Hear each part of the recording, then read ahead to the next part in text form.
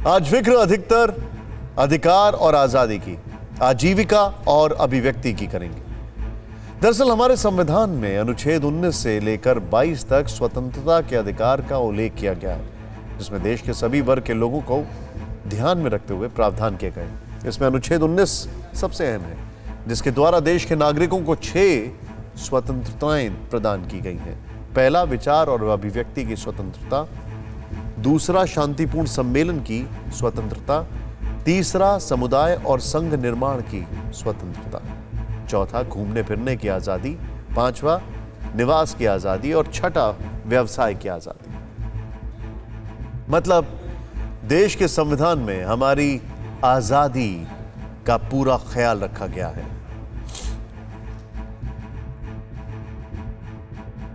लेकिन आज जब 70 साल में पहली बार सरकार ने साहस के बूते कानून बनाकर 60 करोड़ किसानों को आजीविका की आजादी दी, मतलब देश की करीब आधी आबादी को अपने भाग्य तय करने की आजादी दी, तो यही आजादी कुछ लोगों को पच नहीं रही है।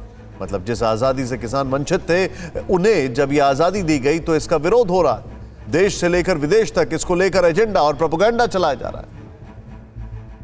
करीब 6 दशक बाद देश की सरकार ने साहस दिखाया और कानून बनाकर 60 करोड़ किसानों को अपनी आजीविका बेहतर करने की आजादी दी। मतलब आधी आबादी को अपनी फसल उगाने और बेचने की आजादी दी। हमने पहले भी आपको कई राज्यों की रिपोर्ट दिखाई जहां के किसान कह रहे हैं कि नए कानून से उन्हें फायदा हुआ है और किसानों के हित वाले ये कानून वापस नहीं होने चाहिए। मतलब किसानों के लिए करीब करीब ये आजादी ही वैसी ही है जैसी आजादी वोटिंग राइट मिलने के वक्त महसूस की गई थी।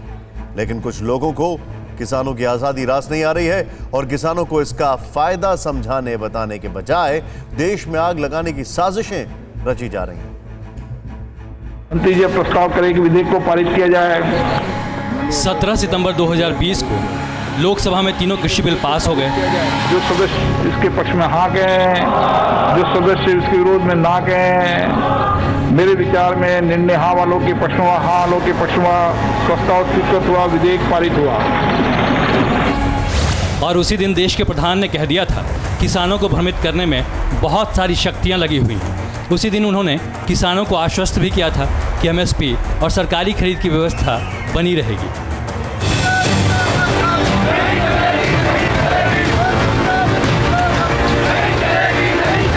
लेकिन इससे पहले किसानों को भ्रमित करने के बीज डाले जा चुके थे। पंजाब में किसानों को गुमराह करने वाली फसल में अंकुरण फूटने लगा था। किसानों के ट्रैक्टर पर राहुल गांधी सवार हो चुके थे और किसानों के मन में नए कृषि कानून का डर बिठाया जाने लगा था। किसानों के आशीर्वाद की ये ताकत, देश भर के किसानों के आशीर्वाद की ताकत, जो भ्रम फैलाने वाले लोग हैं, जो राजनीति करने पर तुले हुए लोग हैं, जो किसानों के कंधे पर बंदूकें फोड़ रहे हैं, देश के सारे जागरूक किसान उनको भी परास्त करके रहेंगे। आगे के विश्लेषण से पहले हम आपको कुछ किसानों की बातें सुनवाते हैं ताकि आपके मन में ये भ्रम न रहे कि हम सिर्फ सरकार की बातें कर रहे हैं, किसानों की नहीं।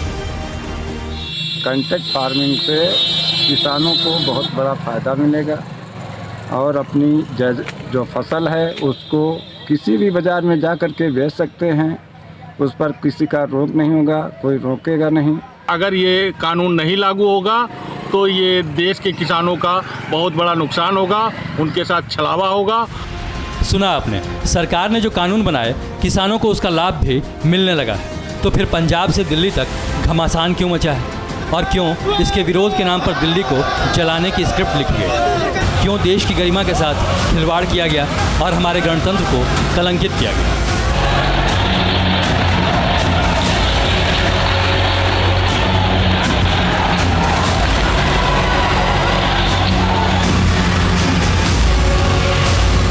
यहाँ अब आपको एक बार फिर सरकार के तीनों कानूनों के बारे में बताते हैं और इनमें किन किन बातों का विरोध हो रहा है वो भी दिखाते हैं। तो सरकार ने खेती किसानी की बेहतरी के लिए जो 3 कानून बनाए हैं उसमें पहला है कृषक उपज व्यापार और वाणिज्य संवर्धन और सरलीकरण विधेयक 2020।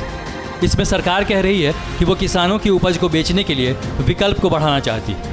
किसान इस कानून के जरिए अब एपीएमसी मंडियों के बाहर भी अपनी उपज को ऊंचे दामों पर बेच पाएंगे, निजी खरीदारों से बेहतर दाम प्राप्त कर पाएंगे लेकिन किसानों के मन में यह डर बिठाया गया कि सरकार इस कानून के जरिए मंडी व्यवस्था को खत्म करना चाहती है, जबकि सरकार बार बार कह रही है कि मंडियों की संख्या और बढ़ाई जाएगी। एपीएमसी कानून राज्य का है और एपीएमसी राज्य की संरचना है, राज्य ही सरकारें उसका संचालन करती हैं।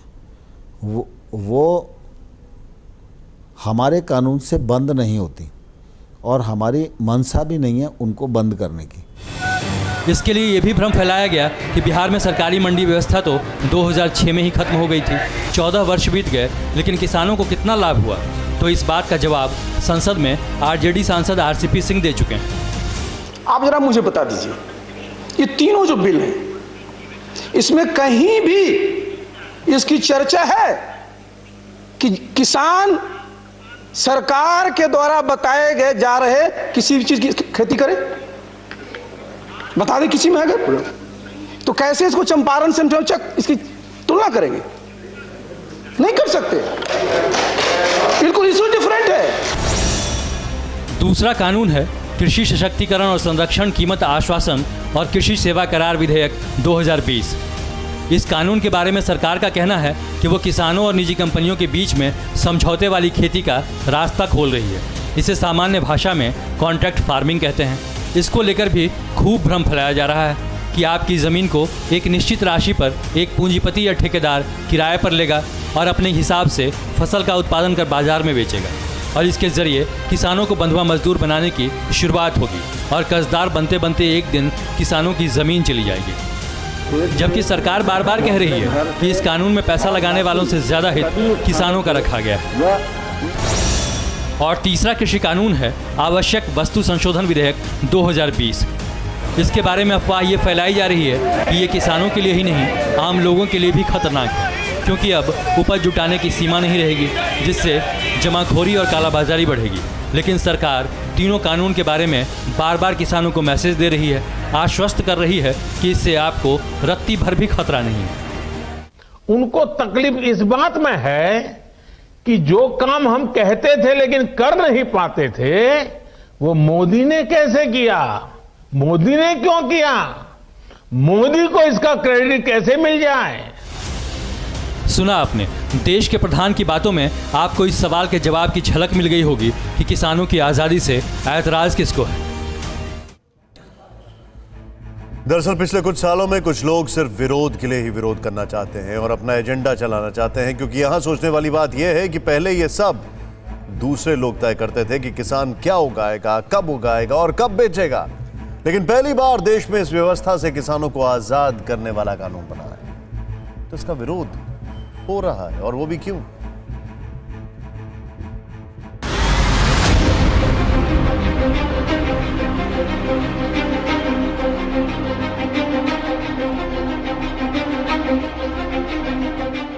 दिल्ली में 26 जनवरी जैसे हालात दोबारा न बने, इसके लिए दिल्ली की सीमा पर बैरिकेडिंग सख्त की गई, तारबंदी की गई और सड़कों पर कीलें लगाई गई, ताकि फिर 26 जनवरी जैसा ट्रैक्टर उत्पात देखने को ना मिले। और हालात को कंट्रोल करने के लिए दिल्ली बॉर्डर वाले इलाकों में इंटरनेट कनेक्शन बंद कर दिए गए।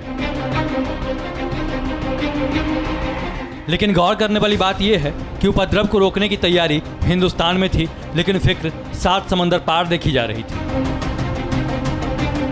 देखिए, अमेरिकी pop singer Rihanna, porn star Mia Khalifa, climate activist Greta Thunberg, सबके सब ट्विटर पर किसान आंदोलन के समर्थन में कूद पड़े,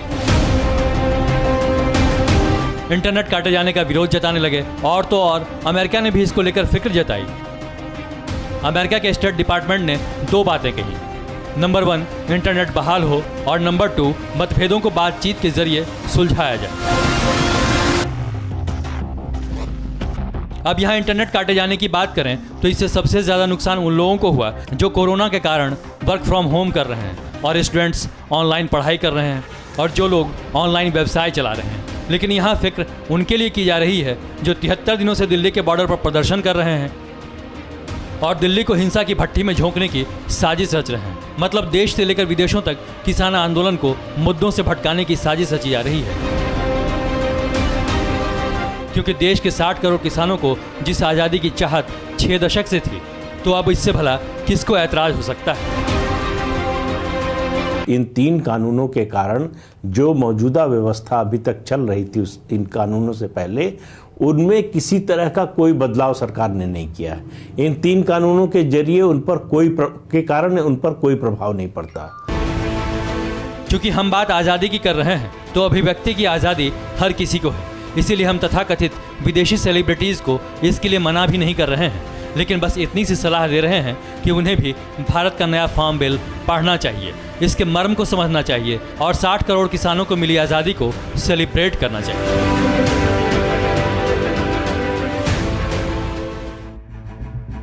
यहां गौर करने वाली बात यह भी है कि जो लोग दिल्ली बॉर्डर पर पुलिस की तैयारियों का विरोध कर रहे हैं, तो क्या उनके मुताबिक उपद्रवियों के लिए दिल्ली की सीमाओं पर बंधनवार लगा देना चाहिए? जरा याद कीजिए अमेरिका में जो बाइडेन शपथ ग्रहण जब पूरे वॉशिंगटन को छावनी में तब्दील कर दिया गया था, सेना तक उतारनी पड़ी थी। देश के बाहर और देश में किसानों की आजादी को लेकर एजेंडा और प्रोपेगेंडा गैंग एक्टिव है। अब दिल्ली पुलिस इनकी जांच कर रही है। दिल्ली पुलिस ने टूल किट को लेकर गूगल को चिट्ठी लिखी है। गूगल से ये सारी जानकारी मांगी गई है कि टूल किट को कहां अपलोड किया गया और उसमें जो URL, Instagram profile, email ID थी, उसकी डोमेन आईडी क्या है। साफ है दिल्ली पुलिस इंटरनेशनल साजिश का कच्चा चिट्ठा तैयार कर रही है। पुलिस ये पता लगाने में जुटी हुई है कि किसानों के नाम पर कौन अपनी दुकान चमका रहा है, क्योंकि एक बात तय है कि कुछ लोग और संगठन अपनी सुविधा के लिए किसानों के कंधे पर बंदूक रखकर चला रहे हैं। आज हम आपको बताते हैं कि किसान के साथ रहकर किसान की आजादी छीनने वाले ये लोग कौन हैं। ये बिल भी वापसी होंगे, अगर बिल वापसी नहीं हुए, अगर कानून वापसी नहीं होंगे तो राकेश टिकैत बच्चा करूंगा। किसानों की आजादी के लिए जीने मरने की दुहाई देने वाले निर्णय सिर्फ एक मांग रहे हैं किसान, तीनों काला कानून वापस लो। उनका वन लाइनर है, ये तो किसानों की ताकत है। और घड़ी घड़ी आंदोलन को तेज करने की मुनादी करने वाले किसान हमारे लोग हैं, हमारे देश के लोग हैं। इनको गद्दार कहने वाले लोग एक्चुअली गद्दार हैं। जो ये तय करेंगे, फैसला करेंगे, किसानों के साथ हम लोग हैं। समर्थकों और नेताओं की भीड़ ये बताना भूल गई कि जिसके लिए जीने मरने की दुहाई दी जा रही है, दरअसल उसका कंधा भी इस्तेमाल किया जा रहा है। किसानों का कंधा इस्तेमाल किया जा रहा है खुद का एजेंडा और प्रोपेगेंडा चलाने के लिए। साजिश रची जा रही है देश के किसानों की सोच को रिमोट कंट्रोल से चलाने के लिए। लेकिन इसमें कई सियासी पार्टियां हैं, दर्जनों वामपंथी संगठन हैं, कट्टरपंथी खालिस्तानी समूह है, इंटरनेशनल प्रोपेगेंडा गैंग है और विदेशी ताकतें भी हैं। ये वो ताकतें हैं जो किसानों के नाम पर दुष्प्रचार कर रहे हैं। ये वो हैं जो कई वर्षों से सत्ता से बेदखल हैं और जिनकी ख्वाहिश है कि हर हाल में सत्ता की सांप सीढ़ी में किसानों के दम पर ऊपर चढ़ना है, किसानों के दिमाग और हाथ को हथियार बनाना है। क्या उन लोगों का कोई इंटरेस्ट नहीं होगा जो किसानों पे इतना खर्चा कर रहे हैं इस आंदोलन में? क्या वो पीछे हटेंगे? नहीं हटेंगे। ये किसान नेता जब तक किसी और की स्क्रिप्ट पढ़ेंगे और किसी और के पैसे से अपना प्रदर्शन करेंगे, ये कभी लॉजिकल डिसीजन ले ही नहीं सकते, क्योंकि जिन्होंने इन पे करोड़ों रुपए खर्च दिए वो इनको कैसे पीछे हटने देंगे? वो तो हिसाब करेंगे ना। तो ये कानून, ये आंदोलन इतनी जल्दी खत्म होने वाला नहीं है, क्योंकि इसके पीछे जो प्रायोजक हैं वो नहीं चाहते ये कानून आए। पिछले 72 घंटे में दस्तावेजों से साबित भी हो चुका है कि ग्रेटा थनबर्ग, मियां खलीफा से लेकर रिहाना तक और कनाडा, अमेरिका से ब्रिटेन तक, जगमीत से तनमनजीत तक हिंदुस्तान के किसानों के खिलाफ बड़ी साजिश के इंटरनेशनल सबूत मिल चुके हैं। किसान आंदोलन के समर्थन में कई देशों में पैसा इकट्ठा किया जा रहा है। इसके अलावा भी बाहरी फंडिंग से जुड़ी बातें सामने आई हैं। देश की कई सुरक्षा एजेंसियां काम कर रही हैं। 5 देशों से जानकारियां जुटाई जा रही हैं। इसमें सामने आ रहा है जिस तरह से कनाडा से, ब्रिटेन से, अमेरिका से खालिस्तानी तत्व लगे हैं। ISI के 300 हैंडल चला रही थी इस आंदोलन को लेकर, वो बातें सामने आई हैं। और फिर ये ग्रेटा थनबर्ग का और रिहाना का जो है ट्वीट आया है, उसमें जो टूल किट का जो मामला सामने आ गया कि किस तरह से आंदोलन चलाना है, किस तरह से सरकार को घेरना है, क्या ट्वीट करना है, कौन किस तरह से करेगा, इस सब से बड़ा स्पष्ट हो गया है कि एक अंतर्राष्ट्रीय साजिश है। इस हालात में ये साजिश वाली सियासत और एक्टिविस्ट वाली पॉलिटिक्स देश के अन्नदाताओं के लिए कितना खतरनाक है, आज हम आपको यही बताने की कोशिश कर रहे हैं। यही हमारी फिक्र है कि राजनीति के दलदल में डूब चुके हर दल को लग रहा है कि पहली बार ऐसा मौका आया है कि इसे हाथ से जाने न दिया जाए। आप इसे ऐसे भी समझ सकते हैं कि करीब 2.5 महीने से चल रहे किसान आंदोलन में पिछले 1 हफ्ते में बड़ी तेजी से घटनाएं हुई हैं। इन घटनाओं में भी कई संदेश छिपे हैं। 26 जनवरी को लाल किले पर कुछ किसान आंदोलनकारियों ने हंगामा किया, धार्मिक झंडा फहराया, किसान बैकफुट पर आए और सरकार सख्त हुई। फिर पीछे हटते किसानों की तस्वीरों के बीच फूट फूट कर रोते हुए किसान नेता राकेश टिकैत नजर आए। तस्वीर फिर बदली। कानून वापसी नहीं होंगे। अब बीजेपी को छोड़ दूसरे दलों के नेता राकेश टिकैत से नज़दीकी दिखाने का कोई मौका नहीं छोड़ना चाहते। मतलब ये कि किसानों की आज़ादी और अधिकार के लिए बनाए गए कानून का विरोध अब इनके एजेंडे में नीचे आ गया और जाटलैंड की राजनीति ऊपर आ गई। अचानक जाट पॉलिटिक्स के जरिए ध्रुवीकरण की कोशिश तेज हो गई और इस खेल के लिए भी एक बार फिर किसानों का कंधा ही इस्तेमाल हो रहा है। सरकार ये जो 3 कानून लाई है, इसको किसानों को समझना चाहिए कि अगर ये वापस हुए तो अगले 50 साल तक कोई सरकार कृषि सुधार का कोई कार्यक्रम, कोई फैसला नहीं लेगी। कृषि की दशा आज जो है उससे और ज़्यादा खराब होगी। तो इसलिए इन 3 कृषि कानूनों के बारे में वो समझ तो रहे हैं किसान नेता, लेकिन उनकी पॉलिटिक्स अलग है, उनका लक्ष्य अलग है। उनका अगर किसानों का हित लक्ष्य होता तो वो इसका विरोध न करते, बाकी जो मांगे हैं उनकी उन पर बात करते। एमएसपी के लिए ये जरूर कह सकते हैं कि सरकार हमको ये आश्वस्त करे। इस आंदोलन के दौरान पूरी कोशिश है कि फिर से सत्ता तक पहुंचने में किसानों और जाट बिरादरी से जितना अच्छा समीकरण बना लें उतना ही फायदा होगा। किसानों के सहारे यूपी में एसपी, बीएसपी, आरएलडी, कांग्रेस फिर से सत्ता पर काबिज होने का सपना देख रही हैं। बीजेपी से जाट किसानों की नाराजगी को भुनाने का इससे बेहतर मौका उन्हें फिर नहीं मिलेगा। हर दल अपनी खोई पहचान वापस लाने के लिए किसानों के मुद्दे पर बढ़ चढ़कर बोल रहा है। लेकिन सबसे अहम बात यह है कि ये लोग बहुत बार एक्सपोज हो गए। इस बार भी टूल किट वाले डॉक्यूमेंट ज़रूर डिलीट कर दिए गए हैं, लेकिन वो शायद ये भूल गए कि झूठ की फाइल तो डिलीट हो जाती है, लेकिन सच को कभी मिटाया नहीं जा सकता। जिन किसानों के कंधे पर चढ़कर वो ऊपर उठना चाहते हैं, उन्हें ये सच भी जल्द ही समझ में आ जाएगा कि किसानों के लिए सच्ची आज़ादी क्या है और प्रोपेगेंडा क्या है। हमने कल भी आपको बताया था और आज भी परत दर परत बता रहे हैं कि किसानों को आज़ादी के नाम पर कैसे सुनियोजित तरीके से डराया जा रहा है। जो नए कानून के बहाने उन्हें बरगलाया जा रहा है। देश में एजेंडे और प्रोपेगेंडा चलाने वाले ये लोग हर बार नए कानून का विरोध करते हैं और आम लोगों के मन में डर बिठाने की कोशिश करते हैं। आपको याद होगा जब जम्मू कश्मीर से आर्टिकल 370 हटाया गया था तो क्या हुआ था। सरकार के इस फैसले का टीएमसी, आरजेडी, जेडीयू, पीडीपी और कांग्रेस समेत कई पार्टियों ने जमकर विरोध किया। इन पार्टियों ने जम्मू कश्मीर की आवाम के मन में भी डर बैठाया।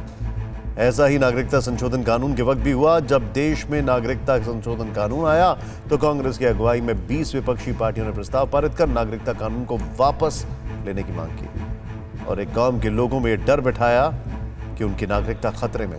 पिछले कई वर्षों में हर बार हर नए कानून का विरोध करने के लिए डर का इस्तेमाल किया गया। ऐसा ही कृषि कानून में भी हो रहा है। किसानों को जमीन छिन जाने का डर दिखाया जा रहा है। अर्थव्यवस्था का सामान्य सिद्धांत है कि जब विकल्प खुले हैं तो उपभोक्ता को लाभ होता है। तो सवाल उठता है कि 70 साल बाद मिल रही से किसानों की आजादी से कौन डर रहा है? कौन है जिसे अपनी गद्दी खतरे में लग रही है? देखेंगे रिपोर्ट। जब देश में किसान होना गुनाह बन जाए तो समझिए किसान का हक कहीं और रखा जा रहा है। किसान आंदोलन के दौरान आप एक शब्द बार बार सुन रहे होंगे, आढ़तिया। आढ़तिया यानी कमीशन एजेंट, जिनका पंजाब की खेती किसानी और राजनीति में समान रूप से प्रभाव है और माना जाता है कि इन्हीं के दबाव में वहाँ के राजनीतिक दल भी कृषि कानून का विरोध कर रहे हैं। पिछले दिनों जब पंजाब के मुख्यमंत्री ने सर्वदलीय बैठक बुलाई तो उसमें 8 प्रस्ताव पास किए गए। तीनों कृषि कानूनों की वापसी के अलावा प्रमुख तौर पर यह मांग उठाई गई कि आढ़तिया सिस्टम जारी रखा जाए, यानी केंद्र सरकार फसल खरीद की चेन से आढ़तियों को न हटाए। इसके बाद बीजेपी ने आरोप लगाया, अब ये साफ साफ है कि किसानों का आंदोलन किसानों के हित में नहीं बल्कि आढ़तियों के हित में। दरअसल आढ़तिया किसानों और फसल के खरीदारों के बीच कड़ी का काम करते हैं। वो काटी गई फसल को खरीदारों तक पहुंचाने की व्यवस्था तो करते ही हैं, साथ ही किसानों को पैसे उधार देने का काम भी करते हैं। जाहिर है किसानों पर उनका बहुत ज़्यादा प्रभाव होता है और वो राजनीति में एक शक्तिशाली लॉबी के रूप में भी काम करते हैं। इस कानून को पढ़ते हैं तो एक ही सेगमेंट है जिसका नुकसान है, वो है बिचौलिया तंत्र, जो कमीशन का धंधा करता है। ठीक है, अगर आज आप आज़ादी देते हैं तो किसान बिचौलियों को छोड़ के कहीं भी जाके बेच सकता है। वो नहीं चाहते कि किसानों को ये आज़ादी मिले। वो चाहते हैं कि जैसे पिछले 50 साल से किसान उनके साथ बंधा हुआ था और किसान गरीब रहा और इस देश के बिचौलिए अमीर होते गए और 4 लाख किसानों ने आत्महत्याएं कर ली, लोग चाहते हैं वही कानून वापस रहे। तो इसमें जो सबसे बड़ा षड्यंत्र चल रहा है, ये उन लोगों का चल रहा है जो किसानों को एक्सप्लॉइट करके कमीशन का बिजनेस करते रहे। आढ़तिया सिस्टम को जरा ध्यान से समझिए। बुवाई और कटाई के बीच जब किसी किसान को पैसे की ज़रूरत होती है तो आढ़तिया उन्हें पैसे देता है। यहीं पर किसान बैंक जाने के झंझट से बचता है और कर्ज के जाल में फंस जाता है। जब किसानों की फसल तैयार हो जाती है तो आढ़तिया उपज के मूल्य का भुगतान करने से पहले अपना कर्ज वसूलता है। वो फसल की कीमत से ब्याज को काट कर किसान को भुगतान करता है और इस तरह से किसानों को फसल का उचित दाम नहीं मिलता है। कुल मिलाकर लागत के मुकाबले उसका लाभ कम हो जाता है और इस तरह से कर्ज का सिलसिला कभी खत्म ही नहीं होता।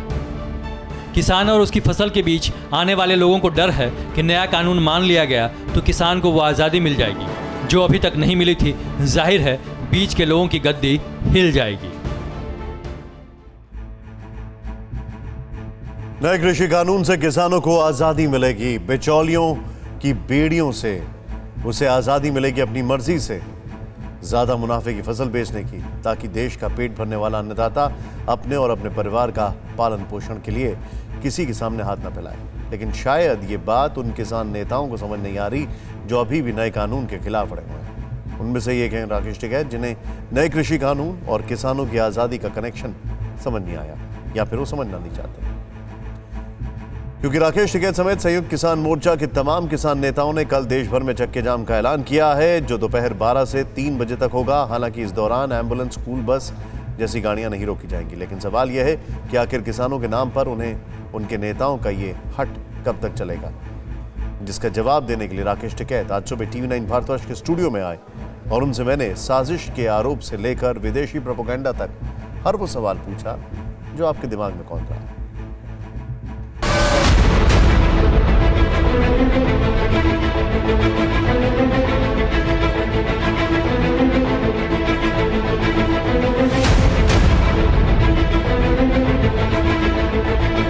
73 दिनों से कभी दिल्ली के बॉर्डर पर तो कभी किसान महापंचायतों में गरजने वाले राकेश टिकैत आंदोलनकारियों का पक्ष रखने और 26 जनवरी को दिल्ली में हुए उपद्रव के बाद उठ रहे सवालों का जवाब देने के लिए TV9 भारतवर्ष के दफ्तर में पहुंचे,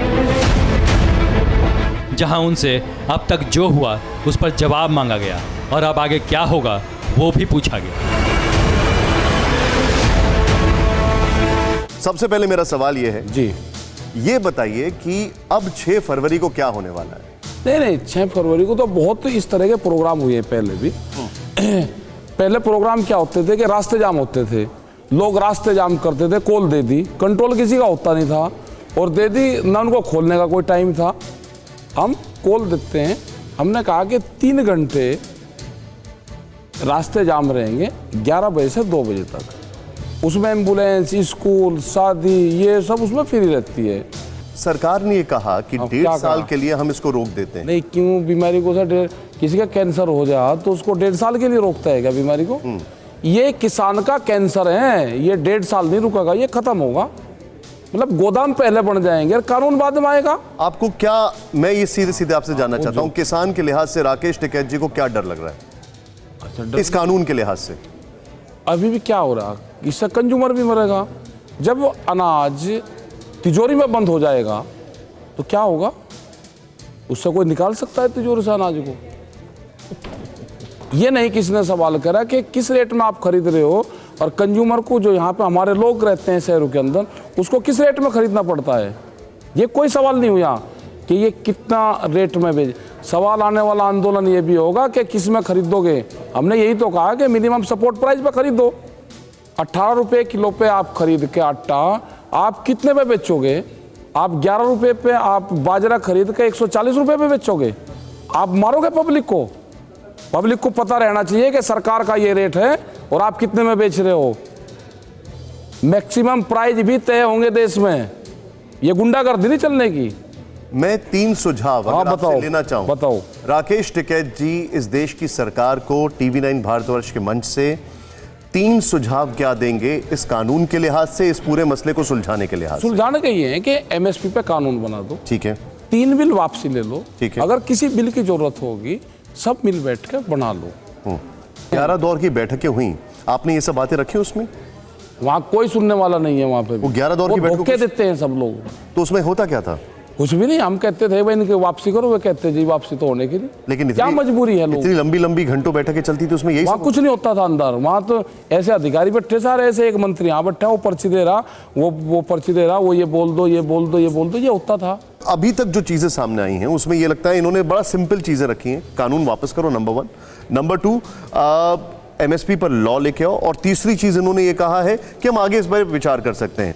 आपको क्या लग रहा है, सरकार की तरफ से कहां कमी हुई है या इनकी तरफ से कहां आपको लगता है जो चीजें दुरुस्त हो सकती हैं? देखिए, मेरा मानना है कि ये जो 3 कानून हैं, इनका जो विरोध हो रहा है वो गलत धारणाओं और गलत तथ्यों के आधार पर हो रहा है।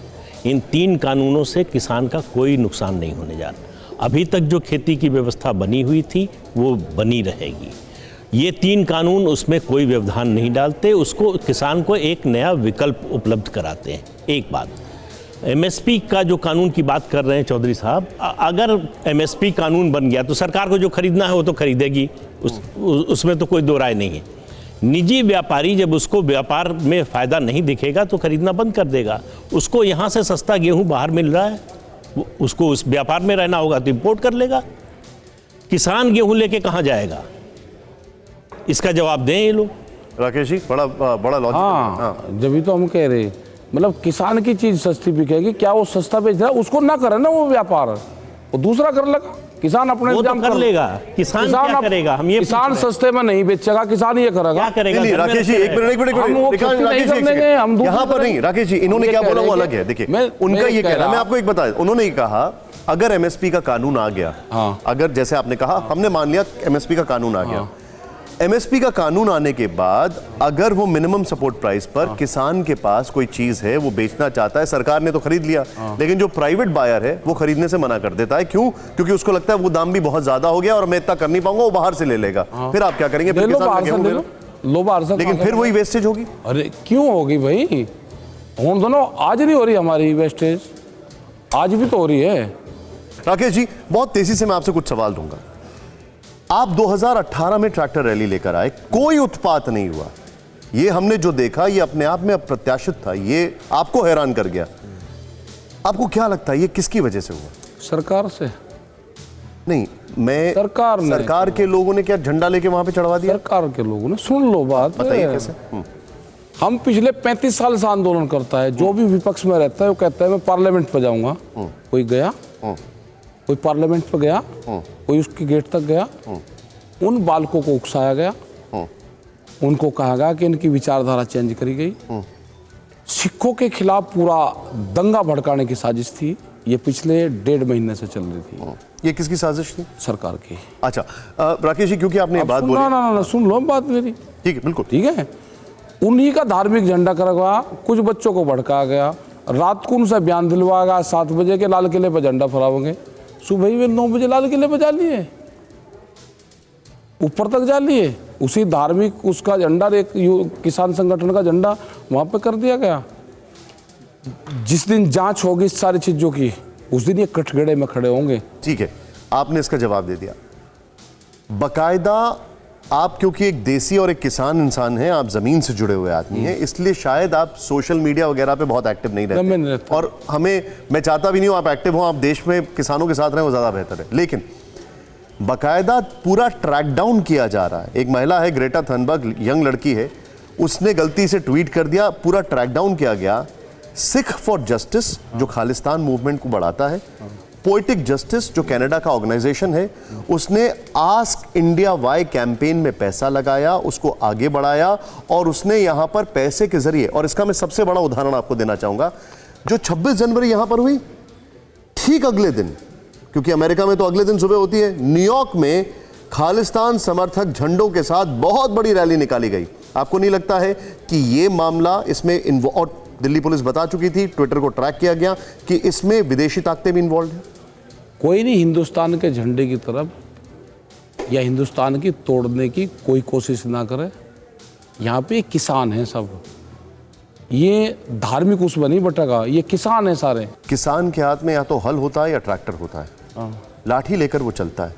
जो तलवारें बांधी गई दिल्ली पुलिस के ऊपर, आपको लगता है वो नहीं, वो हम उसका समर्थन नहीं है। जिसने वो करा है वो पूर्ण रूप से गलत करा है, लेकिन 20 लाख आदमी नहीं थे में, वो 20 लाख आदमी और 3 लाख से ज्यादा ट्रैक्टर लेके किसान दिल्ली के सड़कों के चक्रों में फंसाया गया, और वे कुछ लोग वहां पे सब मान ली मैंने आपकी बात, लेकिन जो एविडेंसेस, जो सबूत सामने आ उनके खिलाफ कार्रवाई होगी, उसके हम समर्थन थोड़ा है। आप फिर से बातचीत के लिए तैयार हैं?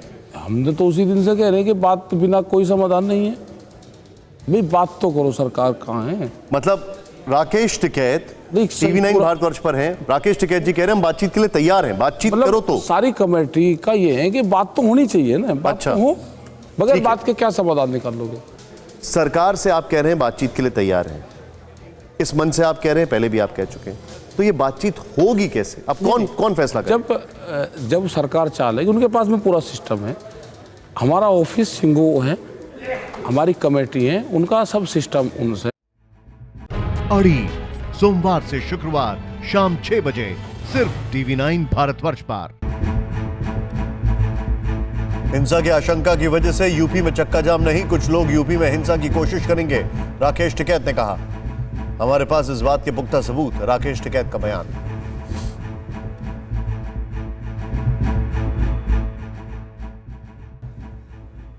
और अब खबरें पॉजिटिव। दुनिया में सबसे तेज वैक्सीनेशन भारत में हो रहा है। देश में अब तक 44 लाख से ज्यादा लोगों को वैक्सीन की पहली डोज दी जा चुकी है। यहां सिर्फ 18 दिन में ही 40 लाख से ज्यादा लोगों को वैक्सीन लगा दी गई। अमेरिका में 20 दिन और इजराइल ब्रिटेन में इतनी ही आबादी में वैक्सीनेशन होने में 39 दिन लगे थे। मध्य प्रदेश में सबसे ज्यादा 73.6% हेल्थ वर्कर्स को वैक्सीन दी गई है। देश की कुल आबादी का 1/4 हिस्सा यानी 30 करोड़ लोगों में कोरोना एंटीबॉडी मिली है, यानी अब तक इतने लोग संक्रमित हो चुके हैं और उन्हें इसकी जानकारी भी नहीं हुई। ये दावा सीरोलॉजिकल सर्वे के हवाले से किया गया है। ये survey Indian council of medical research यानी ICMR की तरफ से किया गया। रिजर्व बैंक ने रिटेल निवेशकों को एक और बड़ी सुविधा दी है। इसके तहत रिटेल निवेशक अब ऑनलाइन गवर्नमेंट सिक्योरिटीज में सीधे निवेश कर सकेंगे। ये निवेश वे प्राइमरी और सेकेंडरी दोनों बाजार में कर सकेंगे। रिजर्व बैंक ने इसे एक ढांचागत सुधार यानी स्ट्रक्चरल रिफॉर्म बताया है। और अब देखते हैं जो है सो है दिनेश गौतम के साथ।